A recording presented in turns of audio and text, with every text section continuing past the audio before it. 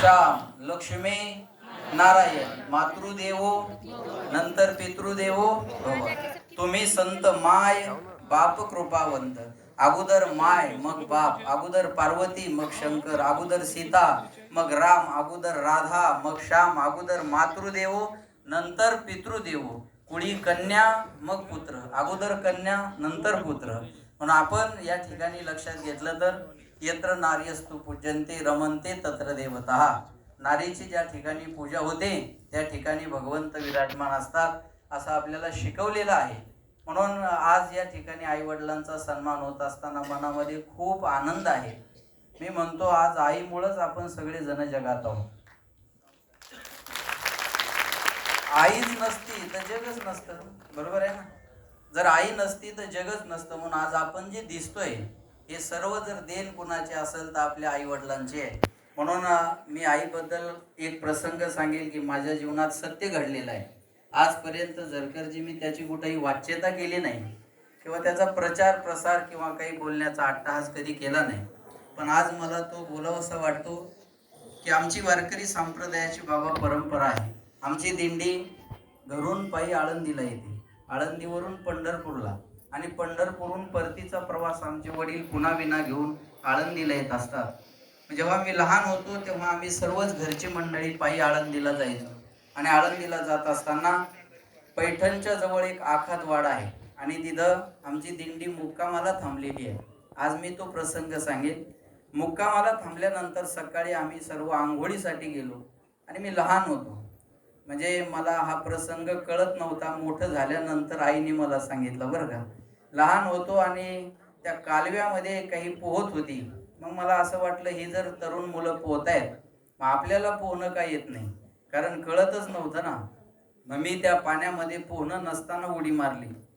पण मी आज एक तुम्हाला सर्वांना सांगेल आणि पहिल्यांदाच हे मी बोलतोय की माझ्याही आईला पोहणं नव्हतं बाबा, पण मी बुडताना आईने मला पाहवलं नाही म्हणून आईनं सुद्धा माझ्या मागे पाण्यात उडी मारली.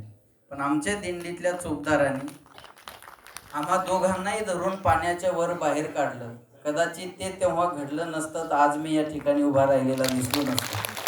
बरेच लोक सांगत असताना हा प्रसंग मी आज पहिल्यांदा सांगतोय आणि हे घडलेलं माझ्या जीवनात आई वडिलांसमोर बोलतोय. मला याचा आज स्वाभिमान आणि अभिमान वाटतो की तेव्हा आईने माझ्यासाठी हे प्रयत्न केले होते. लक्षात ठेवा, पण प्रत्येकाचीच आई आपल्यासाठी खूप महत्त्वाची असते.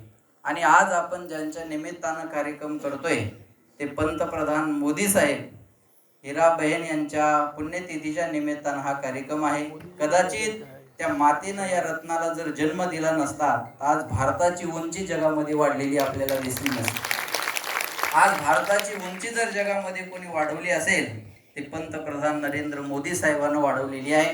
मी पुन्हा एकदा सांगेल आपल्या सगळ्यांना की जगामध्ये लोकप्रिय पंतप्रधान म्हणून ज्यांची 2 वेळेस निवड झाली ते आपल्या भारताचं रत्न आहे आणि हिराबाईंना दिलेला आहे. हा आपल्यासाठी स्वाभिमानाचा आणि अभिमानाचा विषय आहे.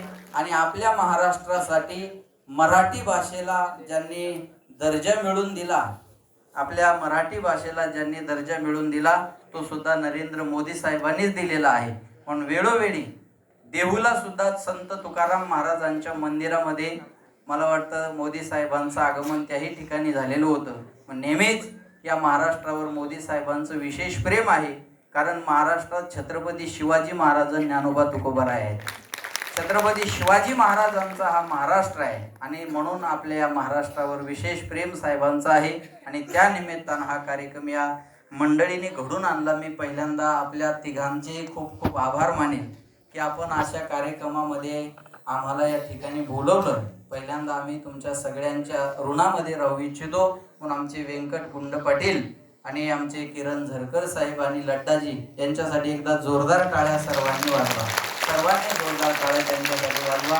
पुन्हा एकदा तुम्हा सर्वांना उपस्थितांना मी धन्यवाद देतो. विशेषतः महिला मंडळींची उपस्थिती जास्त आहे.